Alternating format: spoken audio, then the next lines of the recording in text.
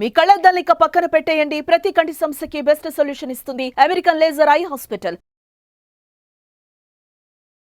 మన పంటిని కాపాడుకోవడం చాలా అవసరం. ఓవరాల్గా డెంటల్ కేర్ గురించి మనకున్నటువంటి అపోహలు అలాగే కొన్ని సమస్యల గురించి ఇవాళ మనం డిస్కస్ చేద్దాం. మనతో పాటు ఉన్నారు డాక్టర్ యుగంధర్ గారు, NDC national dental care managing director వారు. వారికి ఈ రంగంలో ప్రత్యేకంగా 22 సంవత్సరాల అనుభవంతో పాటుగా ఇప్పటికీ 5 లక్షల మందికి ట్రీట్ చేశారు.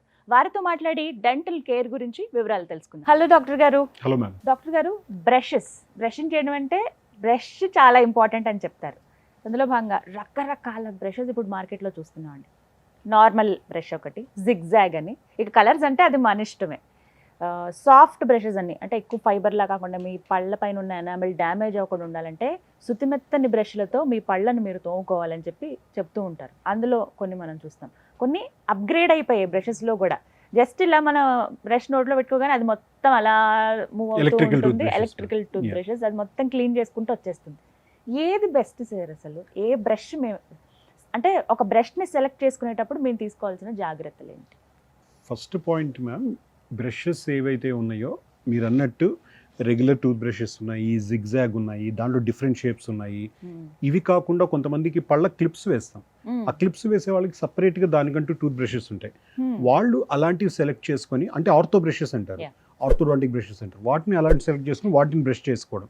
ఎందుకంటే వాళ్ళకంతా అంటించుంటారు, వాటిపైన అంతా కూడా బ్రేసెస్ అంతా క్లియర్ చేసుకోవడానికి. ఇంకా రెగ్యులర్గా పీపుల్ అని అంటే ఎప్పుడు కూడా soft tooth brush first preference ma'am. Bristles అనేటివి సాఫ్ట్ ఉండడం వల్ల మీకు పళ్ళపైన ఎనామిల్ని డ్యామేజ్ చేయకుండా ఉంటుంది. ఏదైతే బ్రష్ చేసేటప్పుడు మీకు పళ్ళు శుభ్రం చేసుకోవాలి, అక్కడ రుద్దకూడదు, తోమకూడదు అనేటప్పుడు మీరు ఇట్లా సాఫ్ట్ టూత్ బ్రష్ ఉండడం వల్ల ఎనామిల్ డ్యామేజ్ చాలా తక్కువ ఉంటుంది. లేదు అని అంటే అవి హార్డ్గా ఉన్నాయి అని అంటే మీ పైన ఉన్న ఎనామిల్ ఎగిరిపోతుంది. మామూలుగా ప్రతి పంటికి ఎనామిల్, డెంటిన్, పల్ప్ అని 3 పొరలు ఉంటాయి. సో ఆ డెంటిన్ సెకండ్ లేయర్ వచ్చేసి సాఫ్ట్ ఉంటుంది. ఎనామిల్ అనేది మీకు తెలిసి ఉంటుంది బాడీలోనే స్ట్రాంగెస్ట్ అండ్ హార్డెస్ట్ పార్ట్.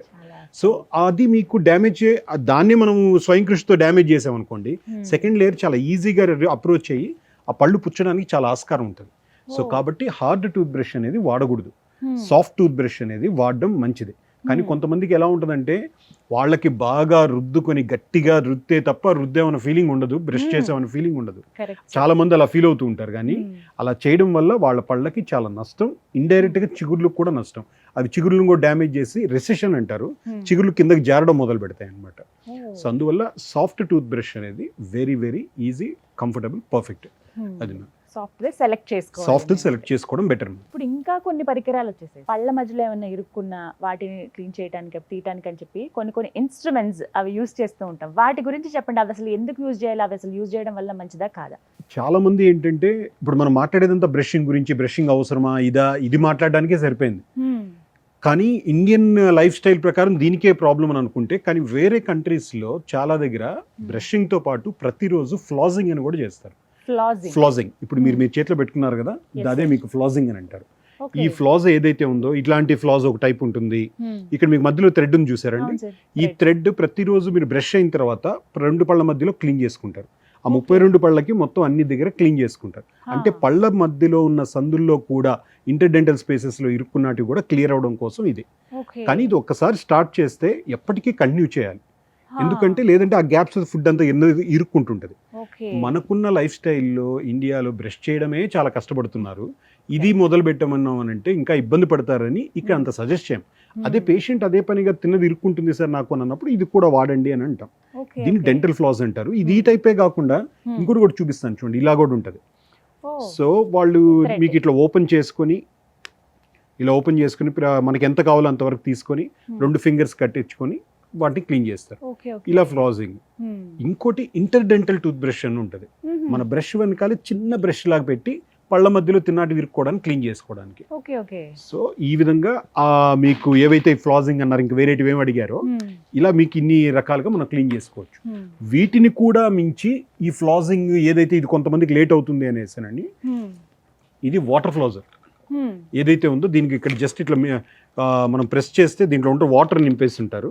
దీంట్లో నుంచి మనం అక్కడ ప్రతి పంటికి మధ్యలో అడగాని చేస్తే ఫోర్స్గా వాటర్ వస్తుంది. ఆ విధంగా క్లియర్ అవుతుంది. కొంతమందికి వాళ్ళ కాంటాక్ట్ పాయింట్స్, అంటే పంటికి మధ్యలో ఉన్న కాంటాక్ట్ పాయింట్ బ్రేక్ చేయకుండా ఇది మీకు చాలా ఉపయోగపడుతుంది.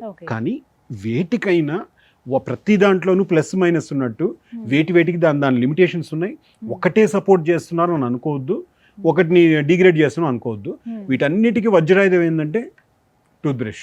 బ్రష్ దీన్ని మిస్ చేయొద్దు. ఇంకోటి కొంతమంది ఇంకా ఓన్లీ ఫ్లాజింగ్ స్టార్ట్ చేసి కాల్స్ చేసి మాకు సార్ మీరు ఆ రోజు ఫ్లాజింగ్ అన్నారు, ఫ్లాజింగ్ మొదలు మరి బ్రషింగ్ చేయట్లేదు సార్ అంటూ. సో ఆ పాయింట్ లేకుండా బ్రషింగ్ అనేది మస్ట్. ఇవన్నీ కొలాటరల్, ఇవన్నీ ప్యారలల్ వీటన్నిటి వరకు. బ్రషింగ్ చేస్తూ అవి చేస్తే ఇంకా బ్రషింగ్ better చేస్తూ ఇది అంటారు. చేయాలి. లేదా మినిమం బేసిక్ అనే బ్రషింగ్ అయితే మాత్రం కంపల్సరీ.